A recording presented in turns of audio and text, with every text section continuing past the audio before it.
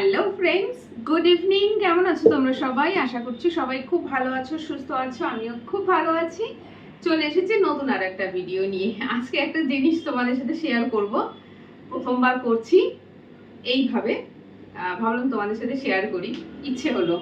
So এই যে দেখো কি সুন্দর মাটির হাঁড়ি, সঙ্গে আছে আবার মাটির ঢাকনা। কোথা থেকে এলো? হ্যাঁ বলছি, আউধ বলে একটা রেস্টুরেন্ট আছে, বিরিয়ানি স্পেশালিস্ট।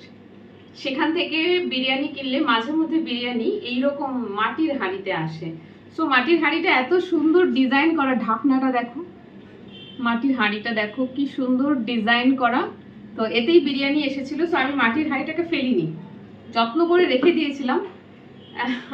ভেবেছিলাম যে এতে দই জমাবো, কারণ জানোই মাটির হাঁড়িতে বা মাটির পটের মধ্যে দই জমালে দইটা খুব ভালো জমে। শুনেছি দোকানেও কিন্তু তাই করে, মাটির পাত্রে বড় বড় মালসার মধ্যে দই জমাতে দেখেছি। আমি ভেবেছিলাম তাই করব, বাট এটা না রাখাই ছিল, দইও জমানো হয় না আর এটা ইউজও হচ্ছে না। আজকে দই জমাবো, ভাবলাম তোমাদের সাথে শেয়ার করি সেটা।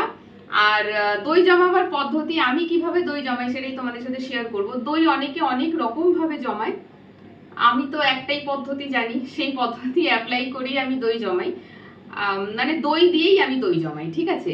অনেককে শুনেছি এক ধরনের পাউডার পাওয়া যায়, কি পাউডার আমার জানা নেই, নামটা এই মুহূর্তে ভুলে গিয়েছি। সেই পাউডার গুলে দই জমায়। সো আর্টিফিশিয়ালি বাইরে থেকে কোনো প্রোডাক্ট ইউজ করে দই জমানোর থেকে মনে হয় অল্প একটু দই দুধের মধ্যে দিয়ে যদি দই জমানো যায়, সেটা মনে হচ্ছে একটু ভালো হয়। আমি ঠিক জানি না ওটা হেলদি হবে নাকি এটা হেলদি হবে, জানি না। যাই হোক, আজকে সেটাই করব ভাবলাম, চলো তোমাদের সাথে শেয়ার করি। দুধ কিন্তু ফোটানো হয়ে গেছে, এই দেখো দুধ কিন্তু ফোটানো হয়ে গেছে অনেকক্ষণ আগে।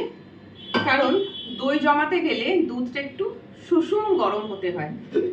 তো আমি এখন কি করব, চা বানাতে এসেছি। মেইনলি আমি এখন বানাবো চা, আর তার সাথে দই জমাবার ভিডিওটাও বানিয়ে নিচ্ছি। সো দুধটা না আমি এখন এর মধ্যে ট্রান্সফার করছি।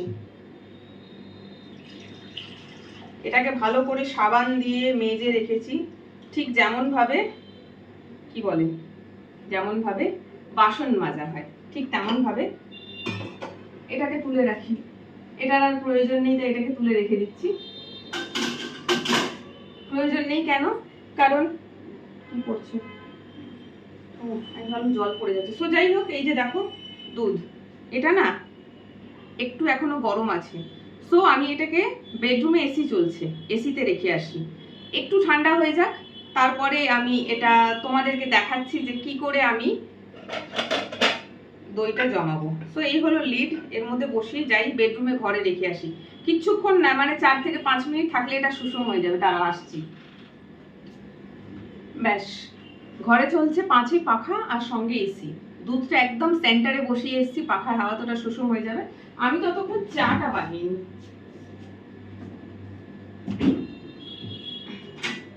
সন্ধ্যার টাইম, বুঝতেই পারছো এই যে টাইমটা, এই টাইমটা হচ্ছে চা খোরদের টাইম। হ্যাঁ, চা খোর বলেছি কারণ যারা প্রচন্ড পরিমাণে চা খায় তাদেরকে চা খোর বলা হয়। যেমন আমি নিজে, তবু আগের থেকে চা খাওয়াটা অনেক কমিয়েছি।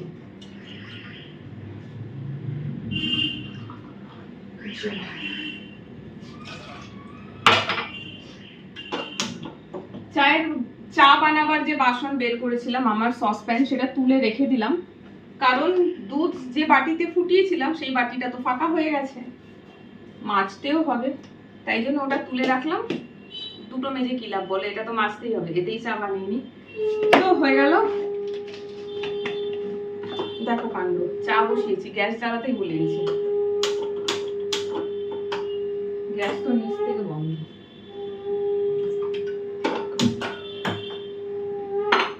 চলো ওটা ফুটুক, সঙ্গে অন্য একটা কাজ আমি করে নিই। তোমরা জানো আমার ঘরে চিনি থাকে না, আমি চিনি খাই না। ইস, ভিডিওটার কি বিচ্ছিরি অবস্থা, দেখো কেমন কালো হয়ে গেল। এক সেকেন্ড, ফোনটার যে কি করুণ অবস্থা হয়েছে কি বলবো তোমাদেরকে। আর কিছুদিনের অপেক্ষা, এরপর ফোন চলে আসবে নতুন। তো জাগেরি পাউডারটা ঢেলে নিই, শেষ হয়ে গেছে আমার বটলে। বটল বলছি, সরি, সব আজকে উল্টো পাল্টা বলছি। জার,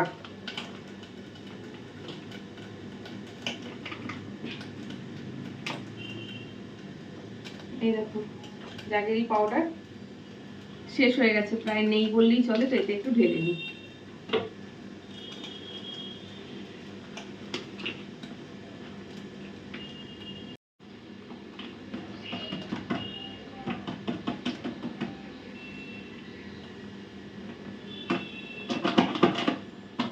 গরম পড়েছে না, জ্যাগেরি পাউডারগুলো সব ভিজে যাচ্ছে, এই দেখো প্যাকেটের গায়ে পুরো জাবড়ে আছে। তো যাই হোক, বাবা আমি ভাবলাম চাটা পড়ে যাচ্ছে। চলো, এইগুলো আমার জ্যাগেরি আর এইগুলো কাপ। জ্যাগেরি পাউডারটা পুরো তাল হয়ে গেছে, ভাল লাগে এরকম করে বলো, যাই হোক কিছু করার নেই।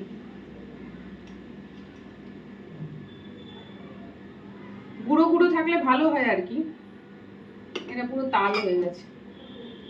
চলো নিয়ে নিলাম, এবারে গিয়ে দেখি যে কি বলছিলাম, আজকে সব ভুলে যাচ্ছি। দুধটা ঠান্ডা হলো কিনা, চাটা একটু ফুটুক, এখনো হয়নি, কমপ্লিট হয়নি, এখনো হচ্ছে। আর আজকে কি রান্না করেছি জানো? এটা কি বলো তো, এটা হচ্ছে সয়াবিনের ভর্তা। যা খেতে হয়েছে না,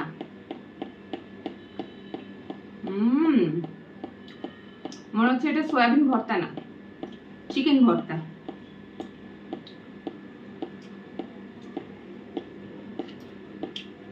টু গুড।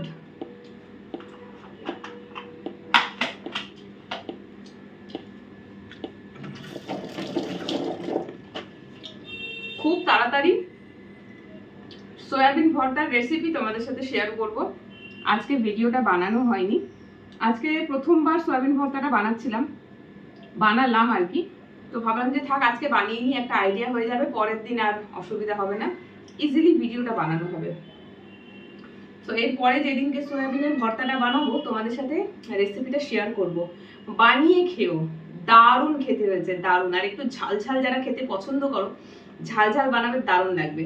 তো চা তো প্রায় হওয়ার পথে, আমি যাই এবারে দুধটা নিয়ে আসি, দইটা জমানো শেষ করতে হবে।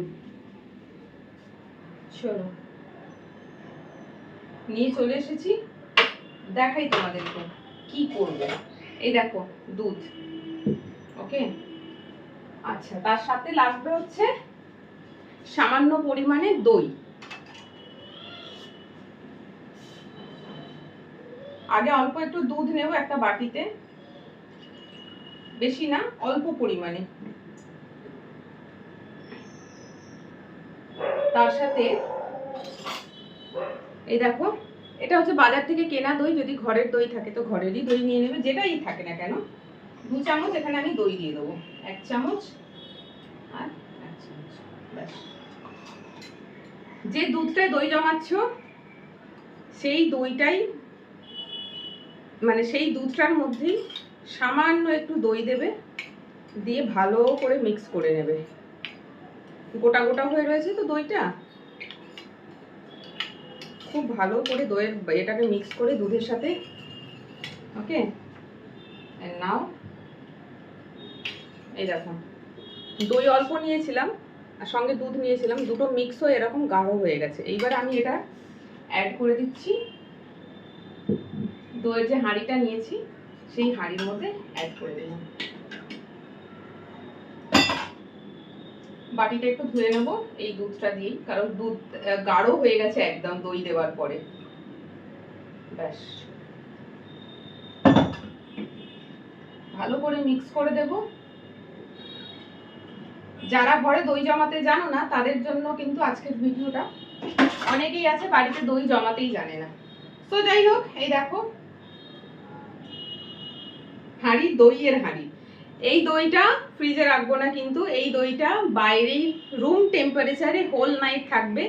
কালকের সকালবেলা তোমাদেরকে দেখাবো দইটা কেমন জমেছে। মাটির হাঁড়ির দই তো, বাটির দই মানে অ্যালুমিনিয়াম, মাটির হাঁড়ি ছাড়া যে কোনো পটে দই জমাও সেই দইটা একরকম জমবে, মাটির হাঁড়ির দই কিন্তু অন্যরকম জমবে।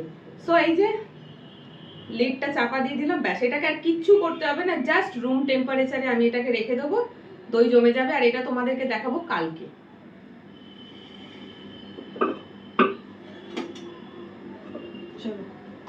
চাও হয়ে গেছে, চা শুধু হয়ে যায়নি, চা ফুটে কমে গেছে।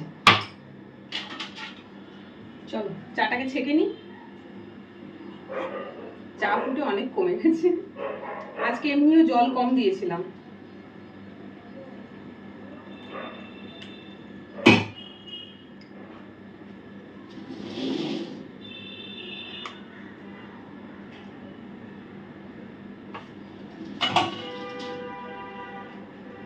ব্যাস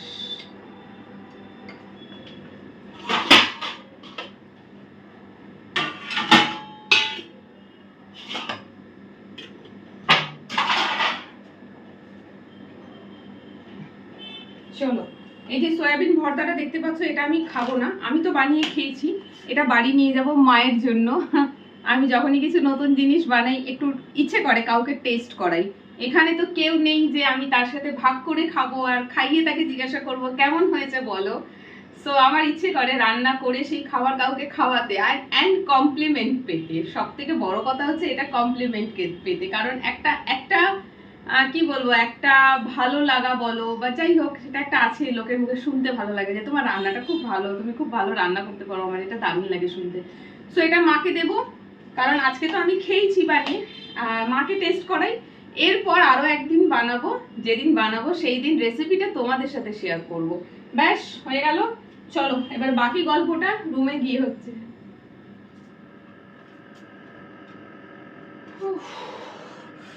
চলে আসলাম, এই পড়েছে একটা গরমকাল, বিচ্ছিরি একটা সময়, কিচ্ছু করা যায় না গরমের জন্য।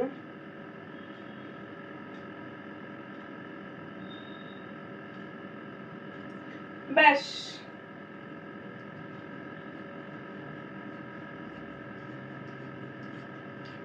এবার চাটা আমি খাবো, দিয়ে ঘড়িতে এখন কটা বাজে জানি না, আমার ঘড়ি বন্ধ হয়ে গেছে।